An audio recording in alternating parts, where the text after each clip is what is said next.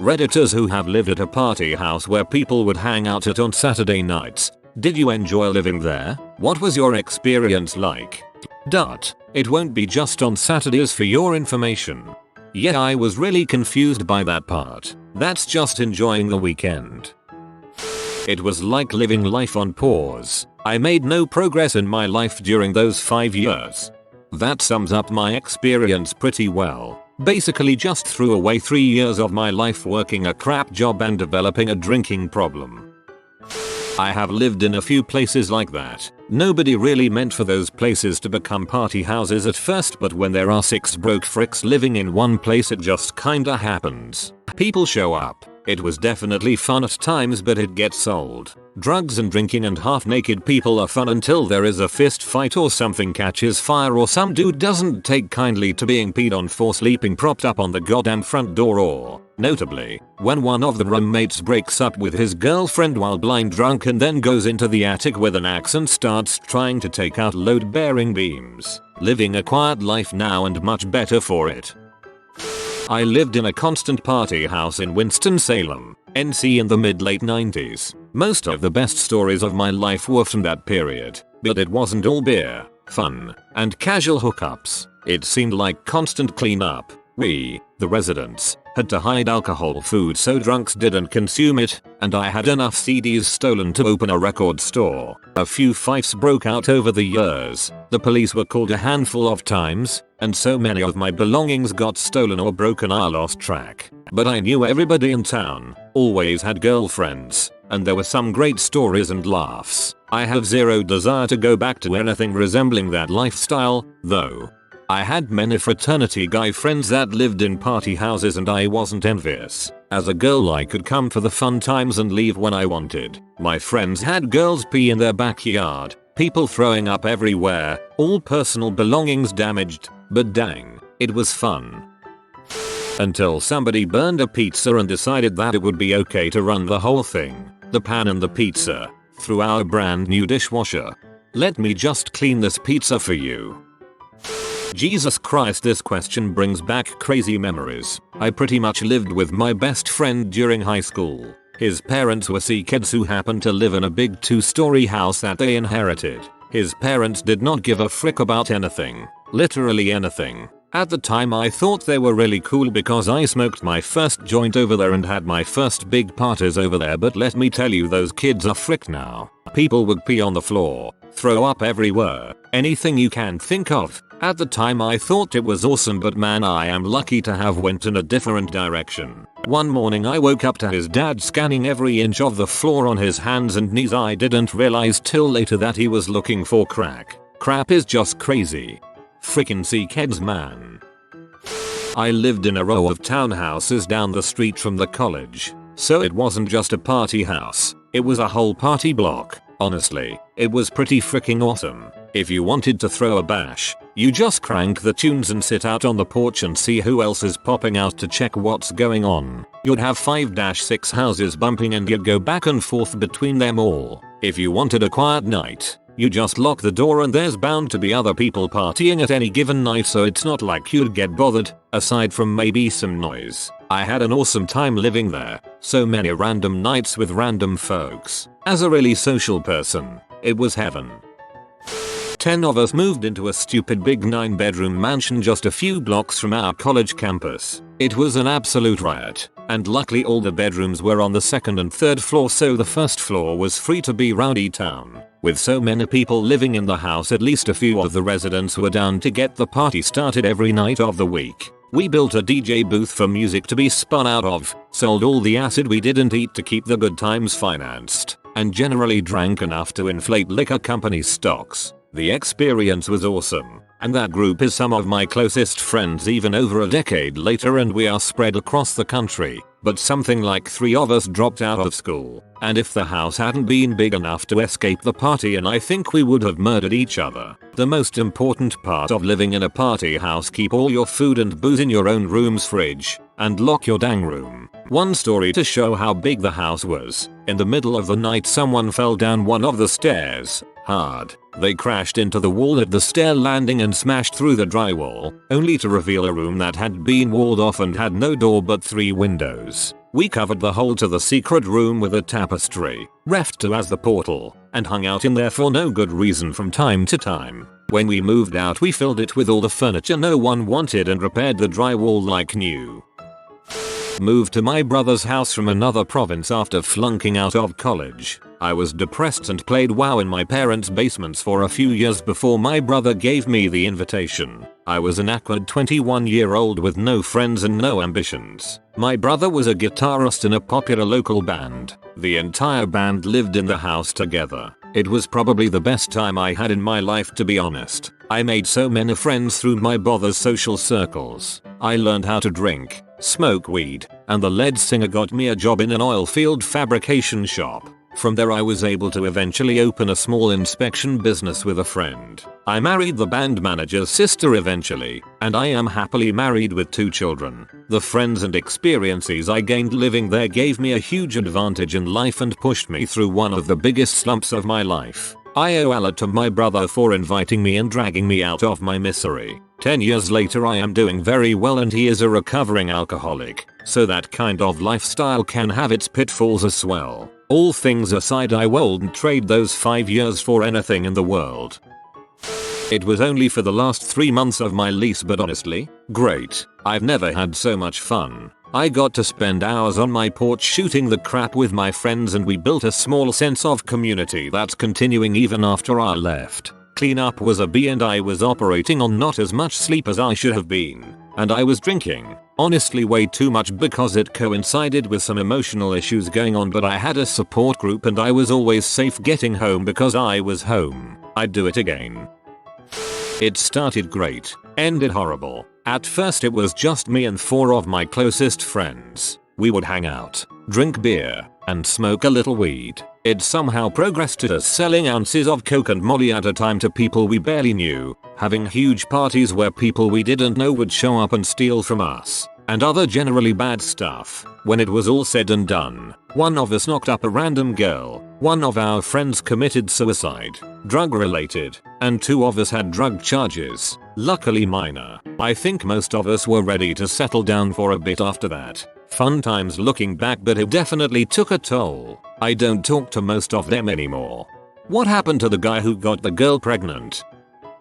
I was the only girl in the house with 6 guys. One was my boyfriend when I was about 19. It was a house connected to a pizza place in a sketchy neighborhood. It wasn't just a party on Saturday nights, it was almost every single day. The floors were never not sticky. All my food, coffee etc got eaten. I had to literally hide everything in my bedroom. Dishes were so disgusting many times I just threw them away instead of attempting to wash them. Now that I'm an adult, 31, I look back at these parts and cringe, but the truth is it was mostly very fun. Always people around to hang out with, lots of crazy stories. Getting snowed in was a blast. I loved throwing parties, especially Halloween themed parties. I don't regret it, but I also don't understand how I lived like that.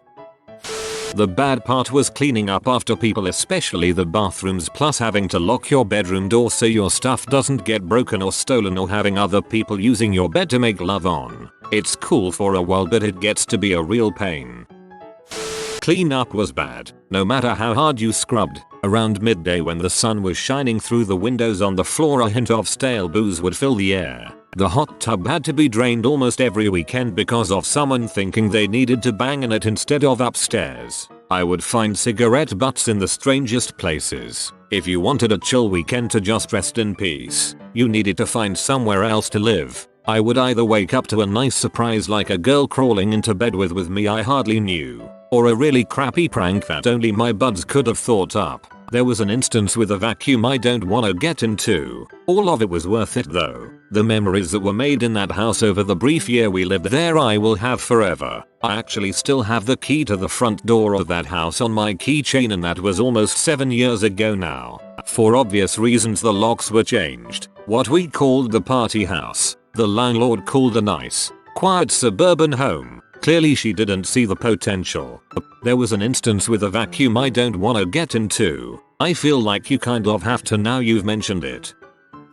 I really liked it for the first couple of months, but then it got tedious. If I was sick or didn't want to do anything, I felt like I couldn't say no, because that was the party house. So I'd end up being kept awake by loud music and drunk people, and if they knew I was sober they'd always want me to drive them to Taco Bell or something at 2 AM when I wanted to be asleep. The good news was we could make love as loud as we wanted and nobody could hear us over the music. I just read that as you trading flesh in exchange for Taco Bell. I lived in a house of 6 guys, and generally we had the same group of 12 people hang with us. It was awesome. We had great times, smoked a ton of weed, drank a ton of beer, good times by all. Sometimes we expanded and had 20-30 people and that was great too. The problem was when random people started showing up and suddenly we have 200 people there and guns going off and people bleeding all over the house. That was not fun. So normal sized party equals good. Freshman fest equals crappy. Townie fest equals call the cops and apologize later. They cool though. I was one of 2 female bartenders at a college party house in West Philadelphia. I didn't live in the house full time, but I spent about as much time there as I did at my own apartment. My boyfriend at the time and his roommates rented the apartment and threw the parties. He and I basically shared a bedroom. You can make bank in tips. My best night had me walking away with around $600 in 10s and 5s. More than once, someone has tried to stuff a single into my bra. The cleaning never ends. You're always finding solo cups lodged in weird places, mystery stains on the walls, the occasional glass shard here and there, a soiled thong in your trash can, other random clothing articles, and lots of beer spills. The floors were perpetually sticky. Even after hours of mopping, it never quite went away fully, like it was soaked into the tile grout. We once found a steak knife stuck in the wall of the upstairs bathroom. No explanation ever arose. On party nights, the bedroom doors were locked from the moment the front door opened until the last drunk person stumbled out. No exceptions. You'd be amazed at what people thought they could get away with stealing, and we were having none of that with our personal belongings. It was a weird feeling, like the place you sort of lived in and felt very at home in was temporarily not yours for one whole night every week. I'm not a big partier by nature, and being drunk isn't terribly appealing to me, but being the only sober person in the room can actually be quite entertaining. Some drunk guy tried to sing me a song about how I was a goddess beer wench and an angel. It was charming, until we found him passed out on the front porch an hour later. I enjoyed my time there and I look back on it fondly, but I'm glad that it's not my life anymore. Getting busted by the police is scary AF. Having to watch people like a hawk to prevent roofies was stressful. And my god, the cleaning, the beer smell, the vandalism, it can quickly get overwhelming. I've spent a lot of times at party houses, and a lot of time having the party house, and I'd much rather be the visitor than the resident. As a visitor, you can come and go as you please. If you want a night off, you just don't show, but if you're the resident, you don't really get quiet nights, except maybe a few here and there. Also, as a resident, you realize how much people expect free stuff and to always have stuff on hand. Crap gets broken, crap gets dirty, and few offer to help with either. I always stayed the night to help clean up the next day, and if I was the first one up I would make a run to McDonald's and buy food for everyone in the house. Oftentimes I worked when there were parties and the parties were never planned ahead of time, so I would be told about it while at work and could never grab booze on time. Buying food and helping clean up was my way of making up for that.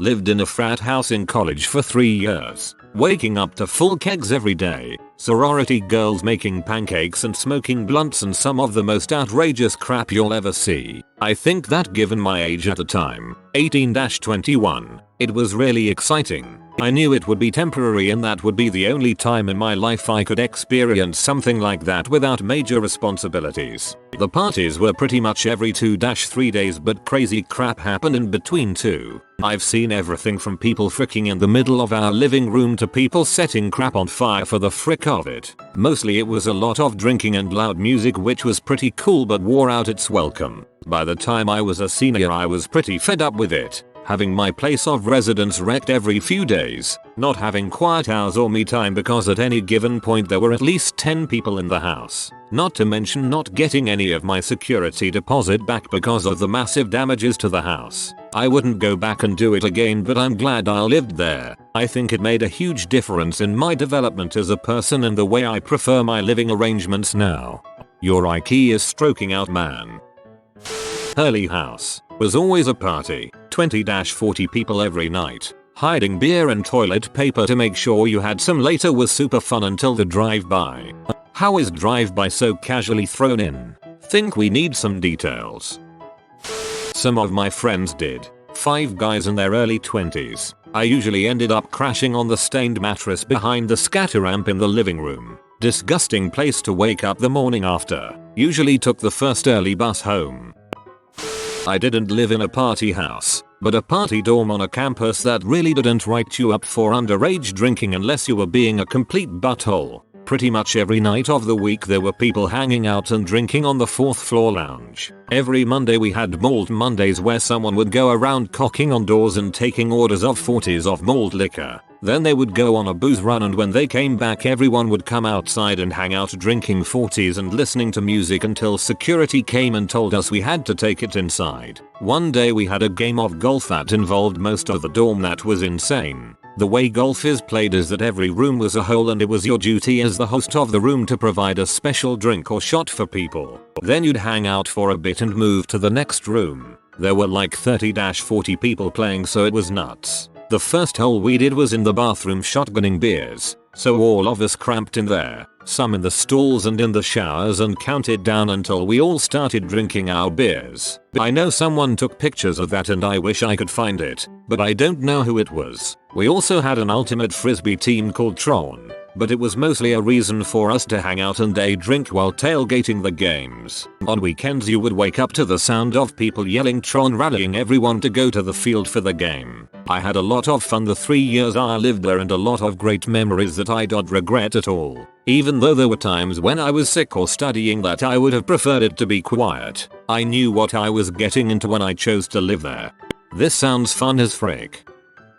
It was a nightmare because I didn't want my home to be the party house, but my roommate didn't work and didn't give a frick. I worked full time, which meant several days of waking up at 4:30 am to be at work for 5:30 am. Roommate didn't care at all and would have people over every single night, drinking, smoking, being loud AF. I became the annoying nagging roommate because I had to constantly ask people to keep it down so I could get some sleep. The apartment was always a mess, littered with old food, garbage, cigarette butts, bong water stains. I gave up cleaning and cooking eventually because I wasn't about to clean up after him and his friends. The worst part was coming home after work to a huge party, like 50+ people in a 2-bedroom apartment. Roommate decided to throw a St. Patrick's Day party and not tell me. I couldn't even go to the washroom because there was a couple alternating between fricking and fighting in there. Worst year of my life. Fun for a while making toast and coffee before work while your housemate and friends are doing lines off of the kitchen table after a night of partying on a Tuesday gets old. You should consider using punctuation in your writing. I currently live there. I love it. It's pretty much known as just the house in our friend group. I'm a massive extrovert, so I enjoy packing the house with people every weekend. We tend to go clubbing on a Saturday, meet everyone out and bring them back at like 3 am and just keep partying till the evening on Sunday. Every weekend for a good 2 years at this point. The mess gets a bit much sometimes, but I find if we have it relatively clean beforehand it doesn't get too trashed. Good times. I lived in a house like this for a semester in grad school. Awful experience. Maybe others would have enjoyed it, but I'm an introvert who finds it very draining to be around people all the time. So to me my home is a haven of alone and quiet time. I didn't like coming in on a Saturday to people dancing to super loud music in our living room until 5 am or coming home on a Tuesday to people doing coke on our kitchen table, which was also being used as a board game table. Again, it wasn't bad per se, but it wasn't something I enjoyed. I started to spend all my time out or just stayed at school until very late. Someone just threw a keg out our window. We'll keep you posted. Frick no I didn't. I wouldn't say people trashed my house, but there was definitely a give no crap mentality from people that my roommates brought over that they barely even knew. In the end, I avoided most of the hits on my deposit except for some bulls charges. Would much prefer to go to someone else's house to party rather than to have it where I live, because at the end of the day I can just leave. Had to deadbolt my door to make sure no trashy fricks would try to steal or do whatever trashy crap you can think of in it. There was always booze, which I can't complain. Always party drinks. I never had to buy juice or soft drinks because people would bring it and drink the alcohol while leaving the soft crap. Cops constantly over. Neighbors hated us. All my roommates ended up dropping out after that year. It was like a trashy American Pie movie.